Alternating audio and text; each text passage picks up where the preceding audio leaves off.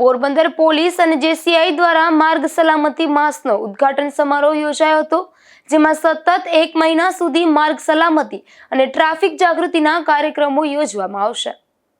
સમગ્ર રાજ્યમાં ગુજરાત પોલીસ દ્વારા તારીખ 1 જાન્યુઆરીથી 31 જાન્યુઆરી 2026 સુધી માર્ગ સલામતી માસની ઉજવણી કરવામાં આવનાર છે।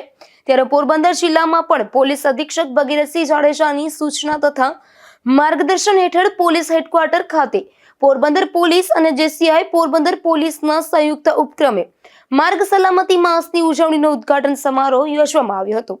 પોરબંદર પોલીસ અને જેસીઆઈ દ્વારા સતત 1 મહિના સુધી જુદા જુદા કાર્યક્રમોના માધ્યમથી રોડ સેફટી મંથ ઉજવવાનું આયોજન કરવામાં આવ્યું છે, જેમાં ટ્રાફિક જાગૃતિના સેમિનાર અને કાર્યક્રમો, રસ્તામાં અકસ્માત થાય ત્યારે જરૂરી પ્રાથમિક સારવારની તાલીમો, એસટી, ઓટો અને સરકારી વાહનોના ડ્રાઈવરોના આંખ ચેકઅપનો કેમ્પ, જનજાગૃતિ રેલી, બેનર અને પત્રિકા વિતરણ, વાહનોમાં રિફ્લેક્ટરો લગાવવા, શાળા કોલેજોના વિદ્યાર્થીઓને રોડ સેફટી અંગે માર્ગદર્શન સહિતના કાર્યક્રમો યોજી ટ્રાફિક જાગૃતિ લાવવાના પ્રયત્નો હાથ ધરવામાં આવશે। આ માસ દરમિયાનના કાર્યક્રમોમાં પોરબંદરની દરેક સામાજિક સંસ્થાઓ અને જ્ઞાતિ સમાજોને પણ આ જાગૃતિ અભિયાનમાં સહકાર આપવા અપીલ કરવામાં આવી છે।